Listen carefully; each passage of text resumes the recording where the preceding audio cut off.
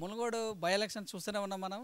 రేపు ఒకటే రోజు మిగిలింది. ఒకరోజు అనేదానికంటే ఇంకొక 10 గంటలు మాత్రం ప్రచారం ఉంది. వివిధ రకాల పార్టీలు వివిధ రకాలుగా ప్రచారం నిర్వహిస్తున్నాయి. కేసీఆర్ కూడా నిన్న భారీ బహిరంగ సభ పెట్టి ఓటర్లు గాయి కావద్దు, చూసి వేయండి, అభివృద్ధి నిరోధకులకు లేకపోతే మత పిచ్చు వాళ్లకు ఓటు వేయకండి, రాష్ట్రాన్ని వెనుకకు తీసుకెళ్ళకండి, నేను మీ యొక్క శక్తి నాకు సామర్థ్యాలు ఇస్తే మీరే నా ఆయుధం, నేను దేనితోనైనా పోరాడటానికి కూడా బలంగా చెప్పారు. ప్రస్తుతం మరి గట్టుపల్లి మండలం ఉన్నటువంటి వెల్మకన్య గ్రామంలో మరి చల్ల ధర్మారెడ్డి గారు పరకాల ఎమ్మెల్యే ప్రస్తుతం మనతో ఇన్ఛార్జిగా ఉన్నారు. వారిని మరి కొన్ని విషయాలు తెలుసుకుందాం. చెప్పండి సార్, ఎలా ఉంది ఈ ఊరిలో ఒక యూనిట్కి మీరు ఇన్ఛార్జిగా వచ్చారు? సర్పంచ్ వెంకరెడ్డి గారితో, మారయ్య గారు ఎంపీటీసీ గారితో, సిపిఐ సోదరులతోటి ముందుకెళ్తారు. ఎలా ఉంది మొత్తం మీద ఇక్కడ? వాస్తవంగా ఈరోజు మరి బై ఎలక్షన్ అనేది ఎందుకు వచ్చిందో ఇప్పటివరకు కూడా రాజగోపాల్ రెడ్డి గారు చెప్పలేకపోయారు. ప్రజలు కొంత కన్ఫ్యూజ్కు రావడం జరిగింది. ఈరోజు చూస్తే ప్రజలే రాజగోపాల్ రెడ్డిని ప్రశ్నించే స్థాయికి ప్రజలు ఎదిగిండ్రు. ఆయన ఇప్పుడు కన్ఫ్యూజ్లో పడ్డాడు. నేను ఎందుకు రాజీనామా చేసి తప్పు చేసిన అనేది వచ్చింది. నిన్న మొన్నటి వాతావరణం చూస్తే వాళ్ళ ఢిల్లీ నాయకులు కూడా ప్రచారానికి వస్తామని చెప్పి టైం ఇచ్చి రాలేని పరిస్థితి ఉందంటే మనం చెప్పొచ్చు ఈరోజు టీఆర్ఎస్ పార్టీ ఎంత బలంగా ఉందో, మరి ముఖ్యమంత్రి కేసీఆర్ గారి మీద ఎంత గౌరవం ఉందో. ఈరోజు మా తెలంగాణను మేము కాపాడుకోవాలి, మా ప్రాంతాన్ని మేము కాపాడుకోవాలి, ఢిల్లీ వాళ్ళ నుంచి మేము బయటపడాలనేది గ్రామంలో మంచి వాతావరణం కనపడుతుంది. వన్ సైడ్ ఓటు కాబోతుంది. సో సంక్షేమ పథకాలు, మరి సీఎం రిలీఫ్ ఫండ్స్ లాంటి ఒంటరి మీద ఫంక్షన్ లాంటి కొత్తగా ఇచ్చినట్టు 57 ఏళ్ళ వాళ్ళకు కూడా ఇచ్చినట్టు పింఛన్లు కావచ్చు, మరి యాదవ్ సోర్లకు ఇచ్చినటువంటి వాళ్ళ విషయంలో ఎలా ఉన్నారు ప్రజలు? చాలా హ్యాపీగా ఉన్నారండి. ఇప్పుడు కాదు, ఆనాడు 200 నుంచి 1000 రూపాయలు పెన్షన్ చేసినప్పుడే ఎవరు కూడా చేయలేనిది ఈరోజు కేసీఆర్ చేసిన. మళ్ళీ అడగకుండానే 2000ను 1000 రూపాయలను 2000 చేసిండు. రైతు బంధు ఇస్తున్నాడు, రైతు బీమా ఇస్తున్నాడు, కళ్యాణ లక్ష్మి ఇస్తున్నాడు, అమ్మాయి డెలివరీ అయితే 12,000 ఇస్తున్నాడు, కేసీఆర్ కిట్ ఇస్తున్నాడు. అనేక రకాల సంక్షేమ పథకాలు ఈరోజు ఇవ్వడం మూలన బ్రహ్మాండంగా ప్రజలు సుఖ సంతోషాలతో ఉన్నారు. ముఖ్యంగా ఓల్డేజ్ వాళ్ళు కొడుకులతోటి కానీ కోడళ్ళతోటి కానీ ఇబ్బంది లేకుండా కేసీఆర్నే పెద్ద కొడుకులాగా చూస్తూ వారికి వారు బ్రతికే పరిస్థితి వచ్చింది. గ్రామాల్లో ఈరోజు ఎవరిని మందలిచ్చినా మా కేసీఆర్ పెద్ద కొడుకు, కేసీఆర్ని గెలిపించుకుంటామని చెప్పి గొప్పగా చెప్తా ఉన్నారు. సో మునుగోడుకు నిధులు ఇవ్వలేకపోవడం వల్ల నేను రిజైన్ చేశానని కేసీఆర్ చౌతితల్లి ప్రేమ చూపాడు దీని మీద అన్నట్టు కూడా రాజగోపాల్ రిజైన్ చేసిన రాజగోపాల్ చెప్పడం కూడా జరిగింది. నిజమేనా? ఇందులో వాస్తవం ఉందా? మీలాంటి వాళ్ళు కూడా ఇట్లాంటి క్వశ్చన్లు అడగడం ఒక రకంగా అనిపిస్తుంది. ఎందుకంటే కాంగ్రెస్లో ఇమడలేక, కాంగ్రెస్ తోటి వైరం కోరుకొని, కాంగ్రెస్ తోటి పడలేక ఆయన రాజీనామా చేసిండు. కానీ ఇక్కడ అభివృద్ధి జరగలేదని కానీ ప్రభుత్వం చేయలేదని కానీ ఇప్పుడు కూడా అనుకోరు. ఎందుకంటే గత 4 సంవత్సరాల అసెంబ్లీ కాలంలో మేము చాలాసార్లు చూసాం. నా పక్క సీటే అది. ఆయన ఎప్పుడు కూడా ఏమడిగేది, ఇక్కడ మా బిల్లులు వస్తలేవు సార్, ఆ కాంట్రాక్టు బిల్లులు అయితే లేవు సార్, ఆ పనులు టెండర్లు అయితే లేవు, ఇవి అయితే లేవు అని అడిగిండే తప్ప మా మునుగోడుకు ఒక ప్రాజెక్టు కావాలి, మా మునుగోడుకు ఒక పద్మశాలి ఓటునే ఒక టెక్స్టైల్ పార్క్ కావాలి, మా మునుగోడుకు గౌడ సోదరులు వాళ్ళకు 50 సంవత్సరాలకు పెన్షన్ అందరికీ ఇవ్వండి అని చెప్పి సంఘాలను మొబిలైజ్ చేయమని చెప్పి కానీ, లేకపోతే ఇక్కడ ఒక మంచి కాలేజీ, రెసిడెన్షియల్ కాలేజీ కట్టమని కానీ, ఇక్కడ ఒక వంతెన కడితే మాకు మా ప్రజలకు అనువుగా ఉంటుందని చెప్పి అడిగిన దాఖలాలు నేను 4 సంవత్సరాలు చూడలే. ఒక వ్యక్తి రాజీనామా చేస్తున్నప్పుడు ఏంటంటే ఆ ప్రాంతానికి అన్యాయం జరిగినప్పుడు కానీ, తన నియోజకవర్గానికి అన్యాయం జరిగినప్పుడు కానీ, తను అడిగింది ప్రభుత్వంలో జరగనప్పుడు కానీ మాత్రమే రాజీనామా చేయాలి. ఇప్పుడు ఎందుకు చేసిండు? ఆయనే ఫజిల్లో పడ్డాడు. కాంగ్రెస్ తోటి చేసి ఏదో చేసి అసలు ఇక్కడ బీజేపీ అనే విత్తనమే లేదు. మరి కాంగ్రెస్ నుంచి వచ్చి ఏదో చేయాలని ప్రయత్నం చేసిండు కానీ ఏం జరగక ఈరోజు ఇద్దరు అన్నదమ్ములు కన్ఫ్యూజ్లో పడ్డారు. ఇప్పుడు సో మేనిఫెస్టో కూడా రిలీజ్ చేసింది మొన్న చూసినట్టయితే 600 కోట్లు, ఒక 100 కోట్లు పెట్టి మరి ఇక్కడ ఉన్నటువంటి టెక్స్టైల్ అలాంటివి కావచ్చు, లేకపోతే రోడ్ల విస్తరణలు కావచ్చు, మరి ఈఎస్ఐ 10 పడకల కూడా నిర్మిస్తామని ఇక్కడ ఉన్న పరిశ్రమలు ఉండటం వల్ల చెండూరులో అని భారతీయ జనతా పార్టీ నుంచి మరి కేంద్రం నుంచి నిధులు తీసుకొస్తామని కూడా విడుదల చేశారు. దీన్ని ఎలా చూడాలి? నేను ఒకటే అడుగుతున్నా, బీజేపీ పార్టీ అధికారంలో రాష్ట్రంలో తెలంగాణ రాష్ట్రంలో కన్నా ఏదన్నా ఒక సంక్షేమ పథకం మంచిగా ఉన్నది అని చెప్పమనండి, ఆ పథకాన్ని ఇక్కడ మేము పెడతాం. మీరు మేనిఫెస్టో సపరేట్ చేయాల్సిన పని లేదు. తెలంగాణ రాష్ట్రంలో ఇది బాగలేదు, ఈ మంచి పని చేస్తుంది, మా రాష్ట్రంలో 16 బీజేపీ పరిపాలించే రాష్ట్రాలు చేస్తుందని చెప్తే అప్పుడు ఆయన మేనిఫెస్టో నమ్ముతారు. మొన్న ఇక్కడ ఇదే వెల్మకల్ని అన్నాడు, నేను 3000 పెన్షన్ ఇస్తాను. భారతదేశంలో 29 రాష్ట్రాలు 800 రూపాయల పెన్షన్ కానీ ఎక్కడ ఎక్కువ లేదు. 500, 600, 700, 800 3000 ఇస్తారంటే ఎవరైనా నమ్ముతారండి? ఇది దొంగ మేనిఫెస్టో కాకపోతే అబద్ధాల మేనిఫెస్టో అది. అసలు బీజేపీ అంటేనే వాళ్ళ నోట్లకి వెళ్ళి అబద్ధాలు తప్ప ఒక్క మాట నిజం వస్తలేదు.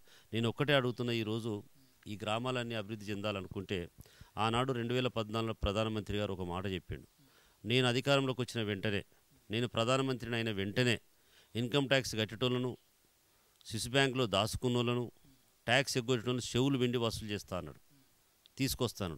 ఆ డబ్బులతోటి భారతదేశంలో ప్రతి ఒక్కరికి 1,130,00,00,000 జనాభాకు ప్రతి ఒక్కరికి ఫరెడ్ 15 లక్షల రూపాయలు ఇస్తాను, జీరో అకౌంట్ ఓపెన్ చేయన్నాడు. జీరో అకౌంట్లు ప్రతి ఒక్కరు కూడా ఓపెన్ చేసి రోజు చూస్తాను సెల్లో, ఇక వస్తుంది మెసేజ్, ఆగ వస్తుంది. ఈ రోజుకు పడింది అండి అది 15 లక్షలు. ఇక ఎందుకండి దొంగ మాటలు చెప్పేది? తెచ్చిండు, ఎవరికి ఇచ్చిండు మీకు తెలుసు. అది డబ్బు వసూలు చేసిండు. 16 లక్షల కోట్ల రూపాయలు అంబానీకి, అదానికి, పెద్ద పెద్దలకు మాఫీ చేసిండు, రుణమాఫీలు. అది మాఫీ చేయకపోతే ఒరిగేదేంది? అవి మాఫీ చేయకపోతే ఈరోజు ప్రజలకు ఇచ్చేవాడు కదా, అది ఇవ్వలేందుకు? సో పార్టీలు చాలా వరకు కూడా మేనిఫెస్టోలో చేసేది ఒకటి, తర్వాత చేసేది ఒకటి అని అంటారు. చూసిన తెలంగాణ ఉద్యమ పీరియడ్లో కూడా ఇంటికో ఉద్యమం ఇస్తా అని చెప్పారు, 3 ఎకరాలు ఇస్తా అని చెప్పారు. వాళ్ళు కూడా ఇది చేయలేదు కేసు, ఎంతసేపు ఉన్నా మీరు చేయలేదని వాళ్ళు చేయలేదని మీరు, ఈ రెండు దాంట్లపైన ఎక్కువ చర్చ జరుగుతుంది. ఇందులో నిజమెంత ఉంది? తెలంగాణ రాష్ట్రం ఏర్పడే ముందు ఏదైతే మేనిఫెస్టో పెట్టాడో కేసీఆర్ గారు, ప్రతి ఒక్కటి చేయడమే కాకుండా అదనంగా కళ్యాణ లక్ష్మి ఇచ్చాం, రైతు బంధు ఇచ్చాం, రైతు బీమా ఇచ్చాం. ఇవి మేనిఫెస్టో లేవు, కళ్యాణ లక్ష్మి లేదు. చెప్పినే కాకుండా చెప్పని కూడా చేశాం. కొన్ని కారణాల వల్ల డబుల్ బెడ్రూమ్ కాంది వాస్తవం. ప్రభుత్వ స్థలాలు దొరకలేదు. ఇక అయితే ఎప్పుడైతే 2020 మార్చిలో ఎవరి ఇళ్ళ రుజాల వాళ్ళకి కడదాం అనుకున్నాం, ఈలోపు కరోనా వచ్చి ఒకటి ఆగిందే తప్ప ఏ ఒక్క స్కీమ్ కాలేదు. ఇంకొక మాట అన్నారు మీరు, ప్రతి ఒక్క ఇంటికి ఉద్యోగం అనేది ఇక ఎప్పుడన్నా అడగడం కూడా అడగొద్దండి. అది ఎప్పుడు కూడా కేసీఆర్ అని లేదు. ఒకవేళ అన్నట్టంటే ప్రూఫ్ చూపించంటే నేను, ఆయన అన్నాడు ఉద్యమంలో పాల్గొని నష్టపోయిన కుటుంబాలలో, ఉద్యమంలో పాల్గొన్న ప్రతి కుటుంబంలో, చనిపోయిన కుటుంబంలో ప్రతి ఇంటికి ఒక ఉద్యోగం ఇస్తానడే తప్ప తెలంగాణలో ఒక ఉద్యోగం ఇస్తే పనిచేసేటోడు ఇంటికాడ కూర్చుంటాడు. కేంద్రం పెట్టినటువంటి ఆయుష్మాన్ భారత్, ఇవన్నీ కూడా ఆవాస్ యోజన పథకము, ఇవన్నీ కూడా రాష్ట్ర ప్రభుత్వంలోకి కేసీఆర్ అడ్డుపడుతున్నాడు. ఆయుష్మాన్ భారత్ చేసుకుంటే చాలామంది పేదవాళ్ళకు కూడా వైద్యం తగ్గే అవకాశం ఉంటుంది. అలాగే ఆవాస్ యోజన కింద ప్రతి ఎవరైతే ఇల్లు కట్టుకున్న వాళ్ళకు, అర్బన్లో అయితే 2 లక్షల రూపాయలు కావచ్చు, టౌన్లో అయితే 3 లక్షల రూపాయలు గృహం నిర్మించుకున్న వాళ్ళకి ఇస్తున్నాం. ఈ పథకం మంచి పథకం, ప్రతి ఒక్కరికి అందే పథకం కట్టుకునే వాళ్ళకి అని అంటారు. దీని ఎలా చూడాలి? మీరు ఒకటి ఇప్పుడు ఆయన అన్నాడు ప్రధానమంత్రి గారు 2 లక్షల ఉద్యోగాలు ప్రతి సంవత్సరం ఇస్తాను, ఇచ్చిండా? 2 కోట్ల ఉద్యోగాలు ప్రతి సంవత్సరం ఇస్తాను, ఇచ్చినడా? ఇవ్వలేదు. రెండోది ఆయన ఏం పెడుతున్నాడు, మనం స్వతహాగా కష్టపడి అహర్నిశలు కష్టపడి కరెంటు లేని రాష్ట్రాన్ని కష్టపడి 24 గంటల కరెంటు ఉత్పత్తి చేసుకొని 6,200 మెగావాట్ల నుంచి ఇవాళ 17,800 మెగావాట్లకు పోయి రైతులకు నాణ్యమైన కరెంటు ఇచ్చిన తర్వాత వాటికి మీటర్లు పెట్టండి. మీరు మీటర్లు పెడితే ఇప్పుడు మీరు చెప్పిన స్కీములన్నిటికి కలిపి నేను 30,000 కోట్లు ఇస్తాను, మీరు ఆ మీటర్లు పెట్టమన్నాడు. కేసీఆర్ గారు నీ స్కీములు వద్దు, నీ డబ్బులు వద్దు, నా తలలో ప్రాణం ఉన్నంత వరకు రైతుకు నేను మీటర్లు పెట్టనివ్వనని చెప్పిండు. తప్ప వాళ్ళు ఇస్తారంటే వద్దనేది ఉందా ఏమన్నా? ఎందుకు వద్దంటావు? ఇస్తారంటే ఆయన ఇద్దరు అడ్డుపడ్డది ఏం లేదు. ఇలా ప్రభుత్వం బ్రహ్మాండంగా హాస్పిటల్ రెగ్యులరైజ్ చేసుకుంటున్నాం. హాస్పిటల్ మెరుగైన వైద్యాన్ని అందించడం కొరకు ప్రతి జిల్లాకు ఒక హాస్పిటల్ కడుతున్నాం, ప్రతి జిల్లాకు ఒక మెడికల్ కాలేజ్ ఇచ్చినాం. ఇవాళ ఎన్నో మెడికల్ కాలేజీలు ఇచ్చినాం 8 సంవత్సరాల కాలంలో. మా తెలంగాణకు ఒక మెడికల్ కాలేజ్ ఇవ్వలేదు. ప్రభుత్వ పరంగా మేము మెడికల్ బాగా చేస్తామన్నప్పుడు మెడికల్ కాలేజ్ ఎందుకు ఇవ్వలేదు? ప్రక్క రాష్ట్రాలకు ఇచ్చావు, అన్ని రాష్ట్రాలకు ఇచ్చావు.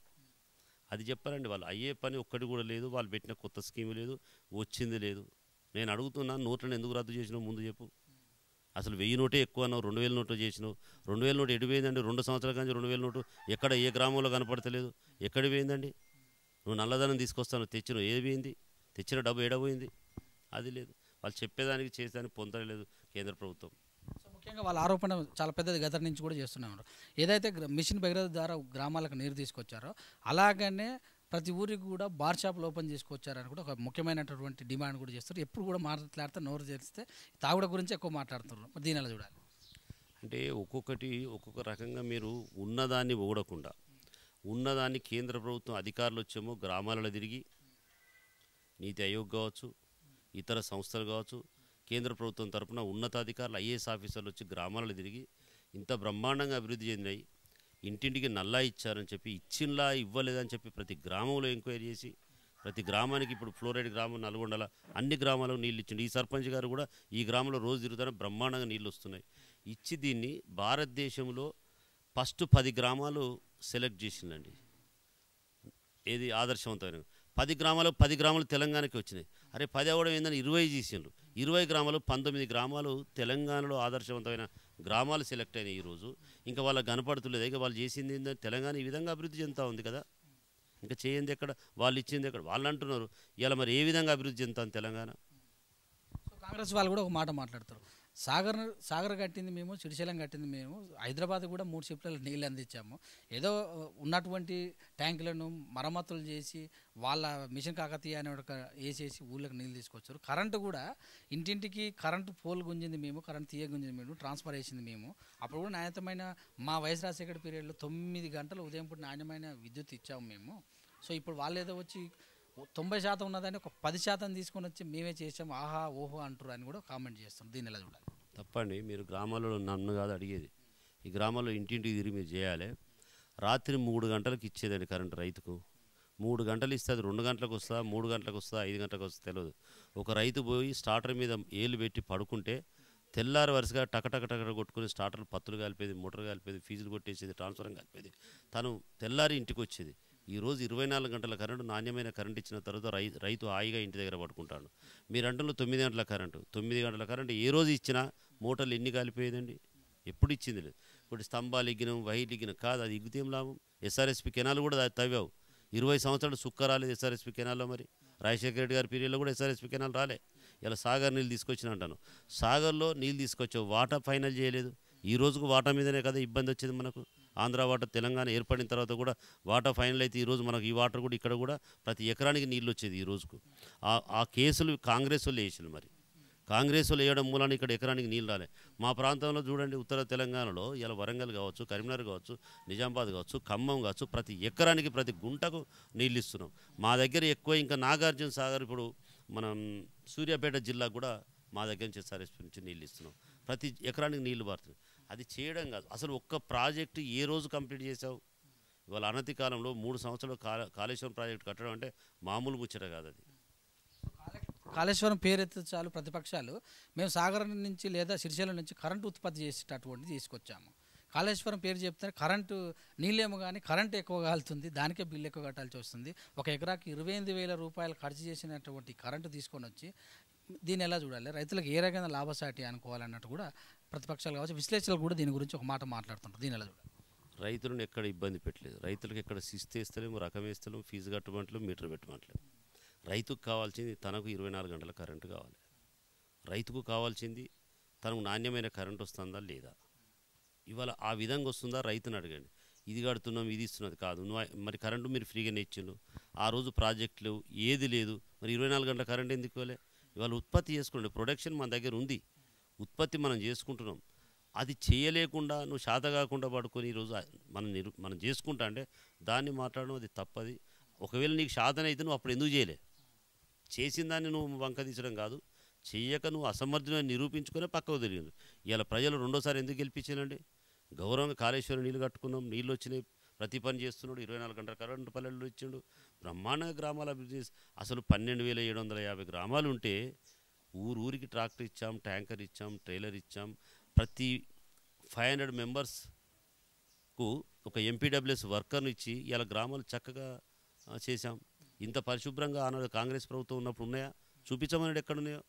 ఒక సఫాయి అని చెప్పేటప్పుడు సఫాయికి 700-800 రూపాయలు నౌకరిచ్చి 3-4 సంవత్సరాలు ఇవ్వని పరిస్థితి ఆ రోజు. ఇవాళ 1వ తారీఖు నుంచి 5వ తారీఖు జీతం ఇవ్వకపోతే సర్పంచ్ పోస్ట్ ఊస్ట్.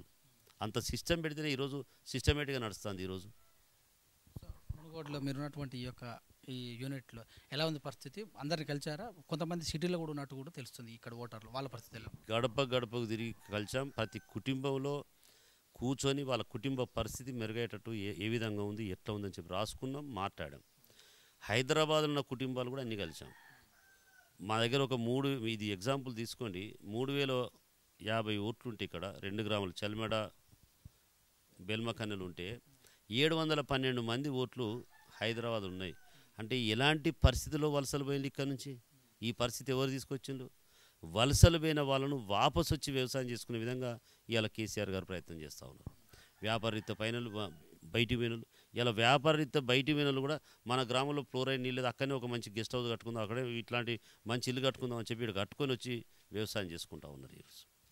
సో ఇక్కడ వచ్చినటువంటి ఎమ్మెల్యేలు వాళ్ళ నియోజకవర్గంలో కూడా ఓటర్లతోటి ఇంత ఇబ్బంది పడలో పడలేదు, కానీ ఈ మునుగోడు ఎలక్షన్లతోటి వాళ్ళకి సంబంధం లేని ఊర్లలో వచ్చి ఉంటూ ఓటర్లను బతిమలాడవలసిన పరిస్థితి వచ్చింది. అవసరం ఉన్న చోట కాళ్ళు కూడా పట్టుకుంటున్నారని సోషల్ మీడియాలో వైరల్ చేస్తారు. దీనిలో సోషల్ మీడియాలో ఎవరు ఇప్పటివరకు కాలు పట్టుకోలేదు, ఇట్లాంటి అబద్ధాలు కూడా మాట్లాడద్దు. ఒకటి బతిలాడాల్సిన అవసరం కూడా లేదు. ఇలా బీజేపీ పార్టీ ఒక మతతత్వ పార్టీ. బీజేపీ పార్టీకి ఈరోజు తెలంగాణ రాష్ట్ర అభివృద్ధిని ఓర్వలేక కళ్ళు గుట్టి ఢిల్లీ నుంచి వచ్చి ఇక్కడ కూర్చొని వాళ్ళు కన్ఫ్యూజ్ చేస్తూ ఉన్నారు. ఆ కన్ఫ్యూజ్ను ఎడ్యుకేట్ చేయడం కొరకు మేము ఇక్కడ కూర్చున్నాం. ఇంకోటి మరి తెలియని ప్రాంతాన్ని వాళ్ళు కన్ఫ్యూజ్ చేసే విధానాన్ని వాళ్ళు డబ్బులు వరదలాగా పెట్టి చల్లాలనే ప్రయత్నంతో వచ్చింది. కాబట్టి డబ్బులకు మీరు మోసపోవద్దు. మన ప్రాంతం ఆగమవుతుంది. మన ప్రాంతం మనం కాపాడుకోవాలంటే మన కేసీఆర్ ఉండాలి, తెలంగాణ ఉండాలి. ఎడ్యుకేట్ చేస్తున్నారు. ఇలా బ్రహ్మాండంగా వాళ్ళే మాకన్నా ఎక్కువ చెప్తున్నారు. మేము ఎక్కడ కూడా వాళ్ళతోటి పోయి బతిలాడింది కానీ ఇతర ప్రభావాలు కానీ కూడా చూపించింది లేదు. వాళ్ళే ఇతర ప్రభావాలు చూపిస్తున్నారు. ఇక్కడ ఇలాంటిది ఇప్పటివరకు కూడా ఏం లేదు మేము చేసింది కూడా. మీరు అదొక్కటే కాదు, ఇవాళ బీజేపీ పార్టీ నేను అడుగుతా ఉన్నా, ఒక ఎమ్మెల్యేకు 100 కోట్లు ఇస్తాను అని వచ్చినావంటే నువ్వు ఎంత దుర్మార్గంగా ఆలోచించినట్టు. నీకు అంత అవసరం ఇది తెలంగాణ మీద. ఇప్పటికి 4 రాష్ట్రాలు కూలుస్తున్నాయి. 4 రాష్ట్రాల్లో డబ్బులు ఇచ్చి డబ్బు ప్రభావం చేసి ఎమ్మెల్యేలను కొనుక్కొని ఆడ మార్చిరు ప్రభుత్వాలను. ఇక్కడ కూడా దాన్ని చేయాలని చూస్తున్నావు. కానీ తెలంగాణ ప్రాంత వాళ్ళు ఎడ్యుకేటెడ్ అయి ఉన్నారు. ప్లస్ ఇక్కడ ఒక విప్లవం అయినటువంటి, అంటే ఒక రకంగా చెప్పాలంటే మరి పోరాటాల గడ్డ ఇది. పోరాటం చేసి సాధించుకున్న తెలంగాణలో అలాంటి ప్రయత్నాలు బీజేపీ మీరే చూశారు మూర్ఖంగా. అదే కాదు, ఇక్కడ కూడా డబ్బులు చల్లి గెలవాలని బల్పుతోటి ఒక మదంతోటి రాజగోపాల్ రెడ్డి గారు ఈ పరిస్థితి తీసుకొచ్చాడు. అసలు ఎలక్షన్ ఎందుకో చెప్పండి, వివరణ ఇవ్వమంటే ఈ రోజుకు వివరణ మీరే చెప్పండి. ఏమంటున్నాడు ఆయన, ఎందుకు రాజీనామా చేసినో చెప్పమనండి. సిబిఐని నిన్నటికి నిన్న మరి సమ్మతమైన అనే విధంగా, అంటే ఈ రాష్ట్రానికి అవసరం లేదు అంటే భయపడి ఈడీ దాడులకు భయపడి ఇలా మాట్లాడుతున్నట్టు కూడా చూసాం ప్రెస్ మీట్లలో. అంటే వాస్తవంగా ఈ ప్రాంతంలో ఫ్రెండ్లీ పోలీస్ నడుస్తాను. అసలు గొడవలు లేవు, క్రైమ్ రేషియో తగ్గింది, దొంగతనాలు తగ్గినాయి. ఏది లేదు. నీకు సిబిఐ ఎందుకండి?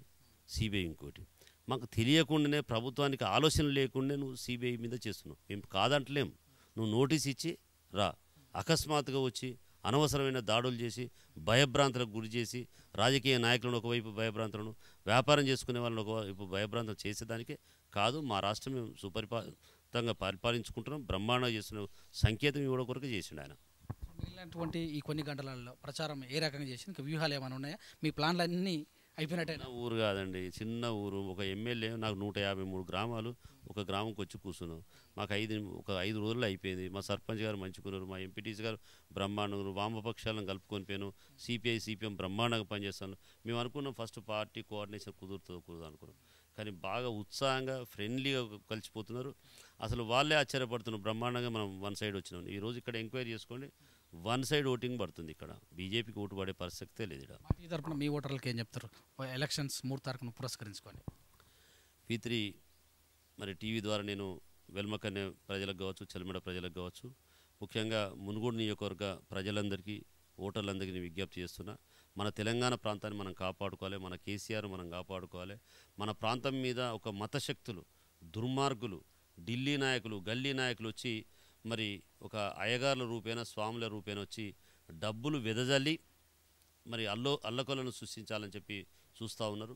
ఇలా ముస్లిం సోదరులకు కానీ, నేను క్రిస్టియన్ సోదరులకు కానీ, మీరు ఈ రాష్ట్రాన్ని కాపాడుకునే బాధ్యత మీ మీద ఉన్నది. ఇలా బీజేపీ పార్టీ నుంచి మనం కాపాడాల్సిన బాధ్యత ఈ ప్రజల మీద ఉన్నదని చెప్పి నేను విజ్ఞప్తి చేస్తా ఉన్నాను. Thank you.